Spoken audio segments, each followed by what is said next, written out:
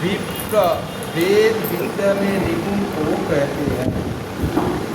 प्रेम से विप्र की सेवा और सत्संग करने वाले को वेद रीति और सब धर्म में लड़ने का ज्ञान होगा और उसे वेद का सार विधान आत्मज्ञान का श्रवण और मनन ज्ञान होगा। इस भांति ज्ञान प्राप्त करने वाले को ही 24 संख्या 417 में बड़े फल मिल सकेगा।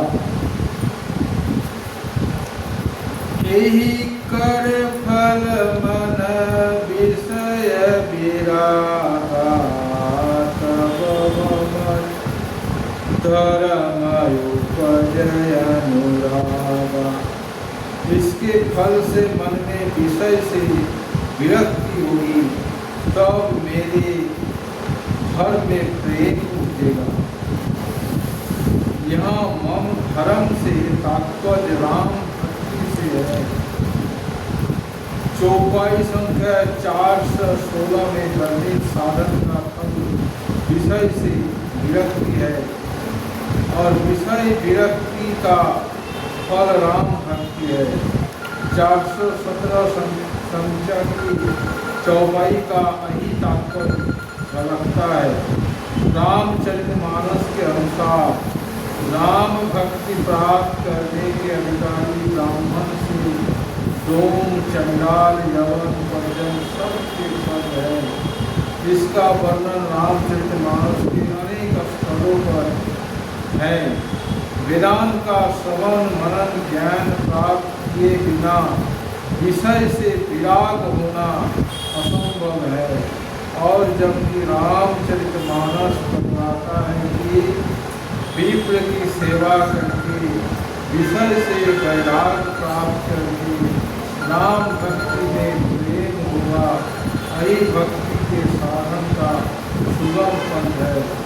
तब इससे साफ साफ प्रकट होता है कि वेदांत ज्ञान चाहे किसी भाषा में हो, प्राप्त करने का अधिकार रामचरितमानस अत्यंत सरलता से संसार की सब वर्णों सब जातियों बल्कि मनुष्य मात्र को देता है। श्रवणादिक नव भगति दिहाई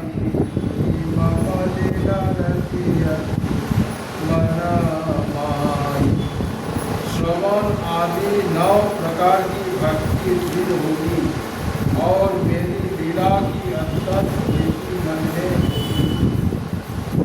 संत चरण पंकजयति प्रेमा मन कम वचन भजन निरनेमा। संतों के चरण कमलों में अत्यंत प्रेम हो, मन कर्म और वचन से भजन का दृढ़ नियम हो। गुरु पितु मातु बंधु पति देवा सब मोहि कह जानै धीर सेवा। गुरु पिता माता भाई पति देवता सब कुछ उनको ही जानकर दृढ़ता से सेवा करे।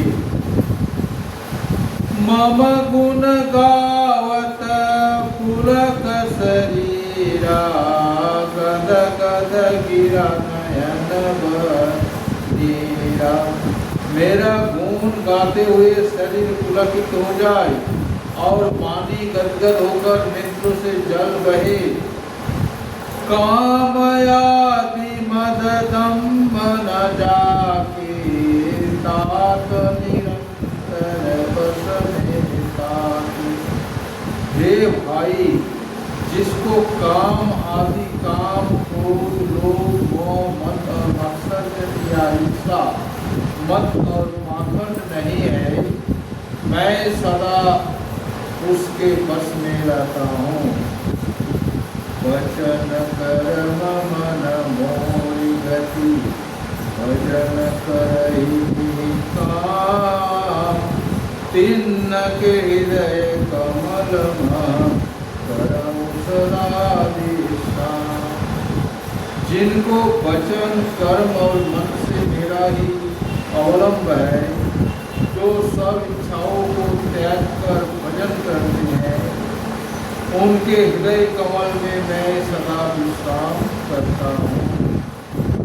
भक्ति योग का वर्णन सुनकर लक्ष्मण जी को बड़ा सुख हुआ। राम जी पंचवटी से हृदय